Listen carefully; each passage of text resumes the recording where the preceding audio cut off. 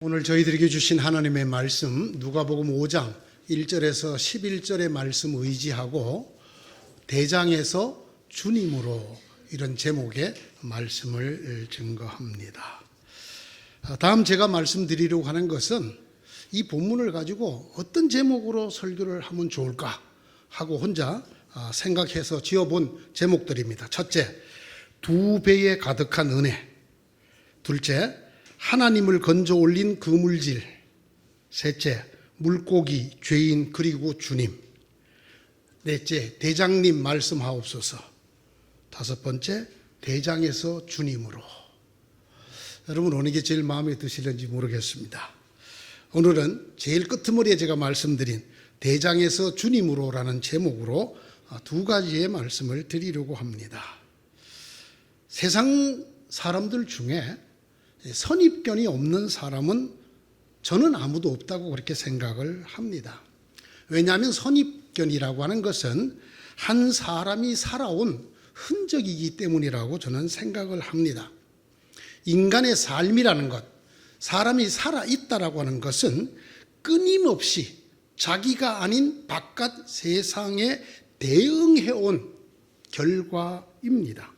때문에 사람은 누구나 자기가 살아온 길이만큼의 세상, 다른 사람을 포함해서 세상과 대응해온 흔적이 남아있게 마련입니다.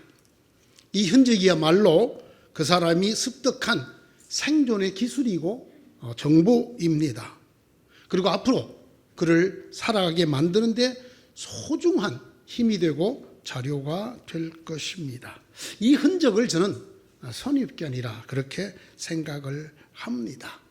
자기가 경험해 본 것 때문에 생겨진 어떤 견해, 다른 말로 하면 선경험이라고 할까요? 물론 경험이라는 말 자체에 이 앞서 있다라는 뜻이 들어있긴 합니다만은, 아니면 선지식이라고 할까요? 앞으로 배울 지식이 아니고 내가 이미 경험하고 배워서 알고 있는 것들, 이런 것들을 뭉뚱그려서 선입견이라고 한다면, 이 선입견이야말로 한 사람이 살아온 삶의 궤적, 흔적이고 앞으로 살아갈 힘이기도 합니다. 그러나 이 선입견이라는 말 속에는 이런 뜻만 들어있는 것이 아니고 다소 부정적인 그런 의미도 들어있습니다. 왜냐하면 인간이란 살아오면서, 여러분 이게 대단히 중요한 표현입니다. 살아오면서 자기가 생존하기 위해서 터득했던 경험들, 대응했던 방식들, 이것이 대단히 그 사람에게는 소중하기 때문입니다. 사람은 자기를 생존케 해 주었던, 그때 습득했던 정보와 지식, 경험들을 절대시하는 경향이 누구나 있습니다. 그 결과 자신이 습득한 그 정보와 지식을 가지고 아직까지 경험해보지 못한 어떤 미지의 현상을 만나도 그것을 예단하고 규정하는 그런 오류를 범하기 쉽기 때문입니다. 신앙과 종교도 마찬가지라고 저는 생각을 합니다. 신앙적인 것, 이 거룩한 것, 종교적인 것에 대해서도 선입견이 없는 사람은 없다고 저는 생각을 합니다. 자, 한번 물어보겠습니다. 하나님은 여러분을 언제 어디서 주로 만나 주십니까? 저는 하나님을 만난 적이 없어서 잘 모르겠는데요, 이러시면 상상을 한번 해보시기 바랍니다. 하나님이 주로 우리 사랑하는 자녀들을 언제 어디에서 주로 만나 주시던가요? 언제 어디에서 주로 우리를 만나 주신다고 생각을 하시는가요? 하나님께서 이름을 두신 곳, 또는 하나님의 이름으로 불리는 곳, 구약으로 말하자면 성전, 신약으로 말하자면 예배당, 또는 기도원, 주로 거기서 하나님을 뵙다는 사람들이 많죠. 거기서 만났다는 사람들이 많습니다. 그런데 오늘 하나님의 말씀은 이런 우리의 생각을 여지없이 깨트립니다. 자, 인류 역사상 가장 위대한 사도의 한 명이었던 대사도 베드로가 주님을 어디에서 만났나요? 작업장에서 만났어요. 그의 생업인 고기를 잡던 배에서 주님을 만났습니다. 그가 그 하나님을 만나기 위해서 뭔가 경건하고 거룩한 예식이나 의식을 통해서 만났던가요? 그냥 흔히 하는 말로 기도하다가 예배 드리다가 말씀 듣다가 만났나요? 오늘 성경은 그렇게 전하고 있지 않습니다. 베드로는 자기의 생업인 고기를 잡다가 그 고기 잡는 삶의 현장인 작업장에서, 제가 작업장이라고 이름을 붙여봤어요. 베드로의 작업장이 배죠 뭐. 이 작업장에서 주님을 만났습니다. 베드로에게 하신 주님의 말씀도 그렇습니다. 깊은 데로 가서 그물을 내려서 고기를 잡아라. 여러분, 이건 예수님이 하실 말씀은 아니죠. 예수님이 무슨 하나님의 얘기, 천국 얘기, 어떻게 우리가 신앙생활을 해야 되는가 하는 얘기를 한다면 우리가 귀를 기울여 들을 수도 있겠지만, 적어도 어부 베드로에게 고기 잡는 법을 훈수하신다. 이건 전 좀 아니라고 생각을 합니다. 예수님의 이 땅에 계실 때의 직업이 목수라는 것 우리가 알고 있습니다. 목수가 하시는 일인, 야, 네 배 보니까 그 노가 좀 시원찮더라? 노 좀 새로 만들어. 그것도 이해가 돼요. 그런데 생판, 예수님하고는 전혀 관계가 없는, 오히려 베드로의 이 주종인, 베드로의 전문인 고기 잡는 훈수를 하십니다. 깊은 데로 가서 그물을 내려서 고기를 잡아라.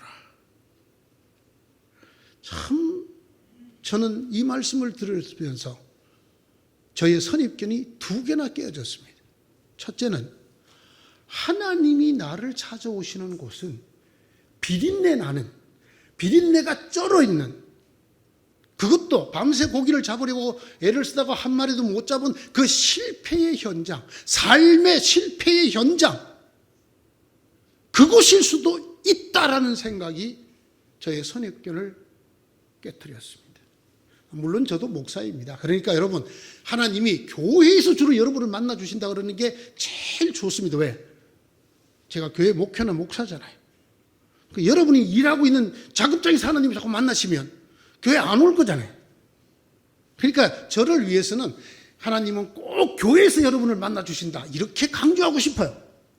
그렇게 믿고 싶어요.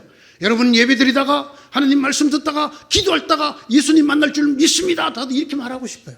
그런데 오늘 보니까 고기 잡다가, 그것도 고기 잡는데 실패해갖고 밤새도록 담갔다 땡겼다 한 그물을 씻고 있었대요. 그만하려고. 그러다가 주님을 만났는데, 주님이 찾아오셨는데, 뭐라 그러면 찾아오셨냐면, 야, 그물 씻지 말고 깊은 데로 나가서 그물 한 번 더 내려봐. 그리고 한번 고기 잡아봐. 저는 우리 같은 배시지만, 베드로와 배한수 같은 배시지만, 제 성질만 같으면 밤새도록 허탕했는데 누구 약 올리나? 에? 고기는 제가 더 잘 잡거든요. 이 갈릴리 호수는 제가 더 잘 알아요. 이럴 텐데, 우리 형님 되시는 베드로 형님께서 그 예수님의 말씀에 꾸역꾸역 순종을 했습니다. 주님이 나를 찾아올 때, 저는 직업이 목사니까 주로 제 직업적인 얘기를 한다 그래도 신앙적인 얘기겠지요. 만약에 주님이 여러분을 찾아오신다 때, 여러분 직업이 뭡니까? 예? 식당을 하고 계십니까? 그 식당에서 설거지하고 있는데, 손님이 안 들어와서 팔이 날리고 있는데, 그때 주님이 오셔서, 그거 그렇게 정리하지 말고 맥주는 빼서 위로 올리고 소주는 내려놓고 막걸리를 앞으로 이렇게 하도록 해라. 주님, 장사는 제가 더 잘하거든요. 여러분의 선입견이 깨지지 않습니까? 저는 이 오늘의 말씀을 읽으면서 벌써 선입견이 두 개나 깨어졌단 말입니다. 저는 오늘 말씀을 곰곰이 들여다봅니다. 인생에 있어서 만남이 얼마나 중요한가요? 만남이 없이는 신앙도 없다고 해도 되지 않을까.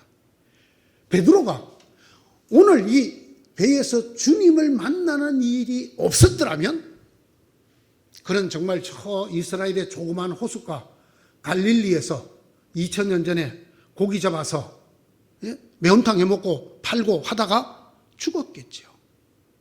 그러나 오늘 이 만남이 베드로의 삶을 완전히 바꿔놓습니다. 인류 최고의 사도, 이런 사람으로 바꿔놓습니다. 성경에 이 베드로에 대해서 본래 무식한 사람이었다 이렇게 기록한 데가 사도행전에 나옵니다. 그렇죠. 지금부터 2000년 전에 조그마한 그 시골 갈릴리 호숫가에서 삐걱삐걱 배 끌고 나가서 고기 잡아다 매운탕에서 팔던 사람이 얼마나 유식했겠습니까? 무식했겠죠. 이 베드로가 인류의 대사도가 됐습니다. 여러분, 베드로의 이름으로 지어진 성당이 몇 개쯤 될 것 같습니까? 베드로라는 이름으로 세례명을 가진 사람 또는 자기 이름을 진짜 베드로라고 하는 사람이 얼마나 될 것 같습니까? 이런 인생으로 바뀌는 그 전환점이 어디였느냐? 주님과의 오늘의 만남이었다라는 것입니다. 그런데 어디서 만났죠? 이게 첫 번째 메시지입니다. 어디서 만났죠? 예? 일터에서, 좀 고상하게 일터라고 합시다. 예? 일터에서 만났어요. 정확하게는 배 위에서 만났습니다. 여러분의 생각은 어떻습니까? 주님이 여러분이 그냥 개가 깨져갖고 그냥 죽이려 살리려 하면서 지금 내가 전화할 때 왜 안 받아? 네가 그렇게 했으면 와서 사과라도 해야지. 내 돈 내놔. 이러고 있는 현장에 주님이 찾아오실 수 있을까요? 없을까요? 목사님 뭐 그렇게 경건치 못하게 개 깨진 산통 깨진 얘기를 하십니까? 여러분, 이 세상에 주님이 오시지 못할 금지구역이 있습니까?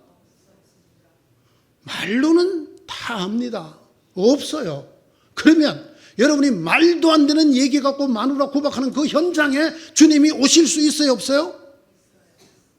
있죠? 있어요. 있단 말입니다. 집에서뿐만 아니라 사회적으로도 금지된 그런 안 좋은 장소에서 엄한 짓 하고 있을 때 그곳에도 주님 오실 수 있을까요? 없을까요? 어떻습니까? 여러분이 갖고 계신 선입관이 깨지는 느낌이 안 듭니까? 저는 그렇습니다. 이런 말씀을 볼 때마다 저는 제가 얼마나 강한 잘못된 선입견에 잡혀있는 목상가를 생각을 합니다. 자꾸만 주님께서 교회에 오실 것 같거든요. 예배 때 오실 것 같거든요. 기도하고 있을 때, 찬송 부를 때 오실 것 같지, 내가 화장실에 앉아서 아픈 배 움켜쥐고 끙끙거리면서 왜 이놈의 배는 빨리 안 낫는 거야? 그리고 투덜거리고 있을 때 오실 수 있을까요? 예, 힘은 그렇게 주는 것이 아니느니라. 손을 위에서 밑으로 쓰다듬으면서 힘을 주어 보아라. 만약에 주님이 나한테 그렇게 말씀하시면서 찾아오신다면, 그리고 그 만남이 제 인생을 바꿀 하나님의 준비된 만남이라면, 이 말씀이 오늘 여러분에게 전하는 첫 번째 말씀입니다. 제발 하나님이 어디에나 계시고 어디에서나 우리를 찾아오실 수 있다고 말하면서도 신성한 곳, 경건한 곳을 따로 정해두는 우리의 선입관을 깨트리시기 바랍니다. 여기는 주님이 오시지 않을 것이라고 절대로 예단하면 안 됩니다. 주님이 계시는 곳과 안 계시는 곳을 특정해서도 안 됩니다. 그런 행위야말로 주님의 나라, 하나님의 영역을 내 생각으로 축소시키는, 제한시키는 일이 됩니다. 두 번째 말씀입니다. 오늘 예수님을 부르는 호칭이 두 개가 나옵니다. 5절과 8절인데요. 5절에는 두 번 선생님 이렇게 부르고 있습니다. 그런데 8절에는 주님이라고 부르고 있습니다.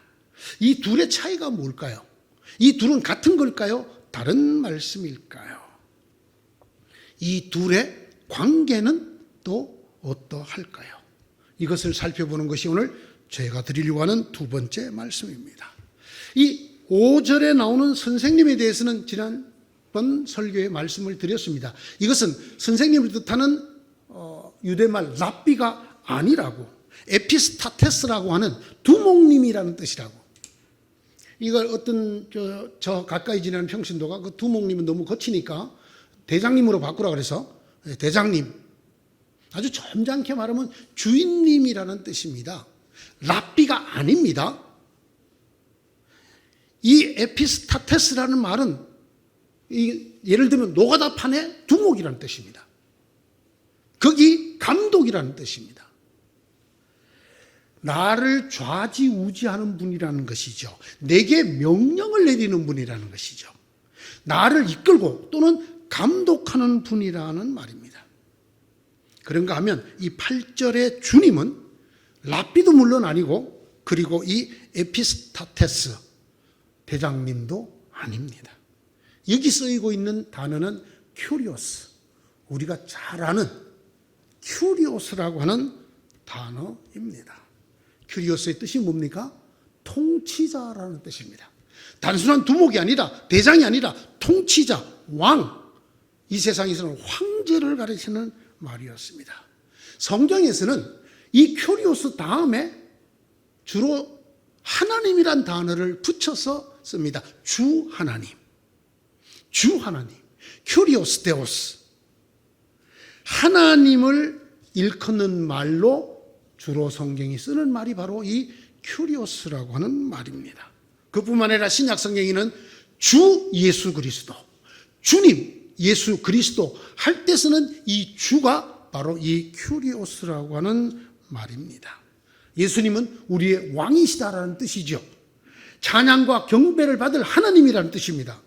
모든 이름 위에 뛰어나고 만물의 주인이시라는 그런 신앙 고백적인 용어가 주님, 큐리오스라고 하는 용어입니다.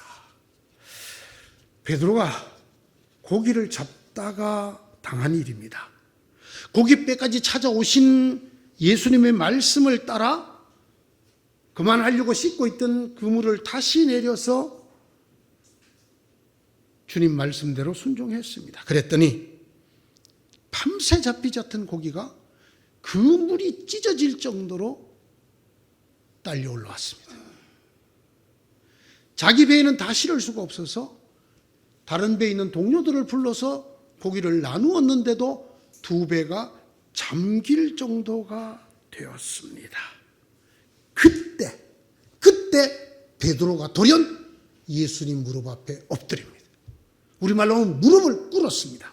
그리고 느닷없이 이렇게 말합니다. 주님, 큐리오스, 나에게서 떠나주십시오. 저는 죄인입니다. 자신도 모르게 이 놀라운 신앙 고백을 하게 되었습니다. 뭘 하다가? 고기 잡다가. 어부가 아닌 예수님의 말씀을 따라 고기를 잡다가 그는 갑자기 이런 고백을 하게 되었습니다. 당신은 나의 큐리오스입니다. 하나님이십니다. 나를 떠나십시오. 왜? 나는 죄인이고 하나님은 거룩하시기 때문에 거룩한 하나님 곁에 죄인이 있으면 죄인이 죽게 됩니다. 그러니 떠나십시오. 저에게서 거리를 두십시오. 저는 죄인입니다. 저는 이 베드로의 무릎 꿇음과 고백을 통해서 또 한 번 선입견이 깨어집니다. 놀랐습니다. 어떻게 이럴 수가 있을까 말입니다. 물고기를 건져 올리다가 무엇을 건져 올렸다고요? 큐리오스를 건져 올렸어요. 물고기가 펄떡펄떡 뛰고 있는 그 물고기를 잡다가 자기가 죄인이란 걸 깨닫게 돼요. 여러분, 어떻게 이런 일이 일어날 수 있었을까요? 작은 시골의 한 어부가 물고기를 잡다가 그 물고기를 창조하신 큐리오스를 만났어. 조금 문학적으로 표현을 하자면 물고기를 건져 올리던 그 그물에 누구를 건졌습니까? 하나님을 건져 올리. 천지 만물의 창조자이신 주님을 건져 올리게 되고, 더 놀라운 것은 자기가 하나님 앞에 어떤 존재인가, 하나님 앞에 설 수 없는 죄인이라는 사실을 깨닫는 일이 일어났습니다. 어떻게 고기를 잡던 어부의 입에서 하나님의 부르심을 받은 대선지자 이사야와 같은 고백이 나오게 되었을까요? 이사야 6장 5절입니다. 재앙이 나에게 닥치겠구나. 이제 나는 죽게 되었구나. 나는 입술이 부정한 사람인데 입술이 부정한 백성 가운데 살고 있으면서 왕이신 만군의 주님을 만나 뵙다니. 이 문장을 압축하면 주님, 나에게서 떠나주십시오. 나는 죄인입니다. 라는 베드로의 고백이 됩니다. 어떻게 정말 하나님의 부르심도 받지 않았던 한 시골의 조그만한 어부가 고기를 잡다가 하나님이 불러 세운 대선지자 이사야와 같은 고백을 하고 무릎을 꿇을 수가 있었을까? 뭘 하다가요? 뭘 하다가?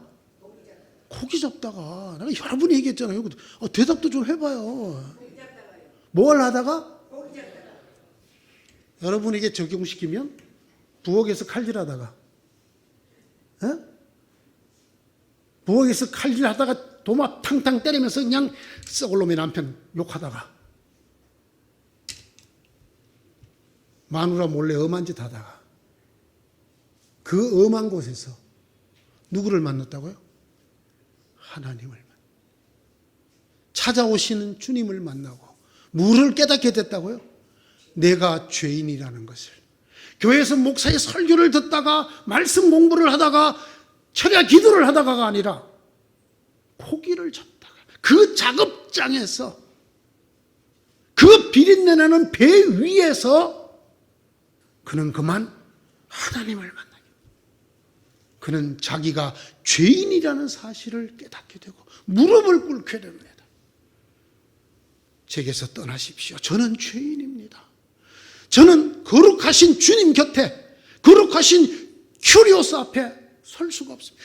대장까지 좋았어요. 대장까지. 대장님 말씀하셔서 내가 그대로 하겠습니다. 그때까지 자기를 떠나라 하지 않았어요. 그러나 대장을 넘어 이제 창조자, 경배받으실 거룩한 주님으로 다가온 것. 어떻게 이런 일이 가능하게 되었을까요? 오늘의 설교를 마감하겠습니다. 하나님은 어디에 계십니까? 네, 하늘에 계시게 하고 싶죠. 땅은 우리가 알아서 할 테니까 하나님은 그냥 하늘에 계십시오. 적어도 예배당에 계셨으면 좋겠죠. 그래야 주일날 예배드리고 가면서 문 잠그면서 주님 다음 주일까지 잘 계십시오. 요 바깥은 제가 알아서 할 테니까. 네? 심지어는 이 예배당 바깥에 나가서 할 일을 예배드리면서 구상하는 분도 계셔. 그렇지, 오늘 누구 만나서 이렇게 말하면 그 사람이 좀 투자를 하겠지. 그런 다음에 요렇게 하는 거야. 요렇게 하는 거야. 예배 내내 그 생각하다가 문득 하나님 감사합니다. 하나님 계십시오. 다음 주에 뵙겠습니다. 나가서 전화합니다. 김 사장, 내 정말 조건이 안에서 연락했는데 오늘 꼭 나 만나야 돼. 이거 안 만나면 후회해 당신. 사기칠 줄 번연히 알면서 예배 시간에 떠오르는 생각이니 하나님이 주신 지혜라 자기 스스로 위로까지 하면서 하나님은 예배당 바깥으로 나오지 않을 거라 철석같이 믿고 나가서 마음대로 사기치는 그 현장에서 누구를 만날 수 있다고요? 하나님을 만날 수 있습니다. 그것도 거룩한 성전이라는 것을 잊지 말으셔야 합니다.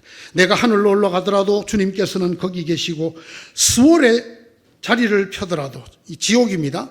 주님은 거기에도 계십니다. 내가 저 동력 너머로 날아가거나 바다 끝 서쪽으로 가서 거기에 머무를지라도 거기에서도 주님의 손이 나를 인도하여 주시고 주님의 오른손이 나를 힘있게 붙들어 주십니다. 일찍이 시편 139편 기자가 이렇게 고백하였습니다. 하나님은 어디나 계시고 어디서든지 여러분을 찾아오시고 여러분에게 다가오십니다. 거룩한 얼굴, 거룩한 말씀만으로가 아니라 여러분의 생활적이고 지극히 개인적이고 사소하고 인간적인 일들 가지고 거기에 해당되는 말씀을 가지고도 여러분을 찾아오신다는 사실을 기억해야 됩니다. 두 번째, 하나님은 어떤 사람에게 찾아가시는가? 먼저 하나님을 대장이라고 부르는 사람이라야 주님으로 만나 주십니다. 베드로가 대장님, 우리가 밤새도록 수고했지만 아무것도 못 잡았습니다. 그래도 대장님이 말씀하시니까 쫄뱅이 듣겠습니다. 그리고 그물을 내리지 않았더라면 이런 일은 생기지 않았습니다. 예수님을 먼저, 주님까지는 아니더라도 내가 그 명령을 듣고 그 말씀을 들어야 할 존재, 나와 관계에 있어서 나의 두목이고 나의 대장이고 나의 감독이라는 것을 인정하고 순종하는 사람에게라야 주님이 정말 주님이심을, 큐리오스이심을, 주 하나님이요 주 예수 그리스도신 것을 보여주신다라는 말씀입니다. 두려워하지 마라. 이제부터 너는 사람을 낚을 것이다. 죄인이 하나님 앞에 섰을 때 그 엄청난 두려움에 무릎을 꿇고 엎드려 떨고 있는 베드로에게 그 죄를 어떻게 해주십니까? 용서해 주십니다. 두려워하지 말아라. 이제 네가 물고기를 잡는 게 아니고 사람을 낚을 것이다. 참 생각해보면 문학적으로도 너무나 아름다운 말이에요. 고기를 낚는 것이 아니라 사람을 낚을 것이다. 그러자 그가 곧 대사도 베드로가 되었습니다. 이런 기막힌 은혜를, 이런 기막힌 반전을, 전환을 우리 살면서 겪고 싶고 맞고 싶은 사람은 누구일까요? 주님이 어디에서든지 나를 찾아오신다. 내가 주님을 대장으로 모시기만 하면, 대장으로 모시고 작은 일에 순종하면 주님께서 큐리오스로 나를 찾아와 내 힘으로가 아니라 주님의 힘으로 내 인생을 비린내나는 조그만 고깃배에서 성 베드로 좌의 대사도가 되게 해 주신다. 고기가 그물이 찢어질 만큼 잡히는 것이 아니라 온 인류 생명이 베드로라는 이름으로 존경하고 사랑하고 따르고 흠숭하도록 만드는 인생이 된다. 사랑하는 성도 여러분, 여러분에게도 이 베드로와 같은 기막힌 은혜가, 기막힌 전환이 있기를 주님의 이름으로 축원합니다. 우리를 살아있게 만들었던 그 선경험, 선지식, 선입관을 내려놓으시기 바랍니다. 주님은 어디든지 나를 찾아오신다. 내가 못 알아들을 하늘나라 말이 아니라 내가 잘 아는 내 삶의 영역의 언어를 가지고 나를 찾아오신다. 내가 그분의 말을 듣고 대장님 하고 고백하고 순종하면 주님은 드디어 천지만물을 지으신 주 하나님으로 그 모습을 드러내시고 우리가 죽을 수밖에 없는 죄인이란 거 깨닫게 해주시고 그 죄를 용서해 주시고 우리에게 상상도 할 수 없었던 놀라운 삶의 전환 주신다.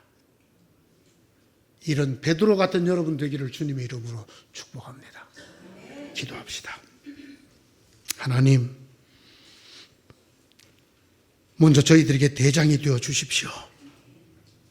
주님이 우리의 삶에 오셔서 우리의 삶을 간섭할 그때에 우리가 그 삶의 현장 일터에서, 작업장에서 먼저 주님께 순종하는 법을 배우게 하여 주옵소서. 그리한 연후에 주 하나님으로, 주 그리스도로 우리를 찾아오시는 그 주님 만나게 해주셔서 우리의 삶이 그야말로 대전환이 일어나는 오부 베드로에서 대사도 베드로가 되는 것 같은 이 기가 막히고 엄청난 삶의 변화, 삶의 전환이 일어나도록 저희들에게 은혜를 베풀어 주시옵소서. 예수님 이름으로 기도드리옵나이다. 아멘.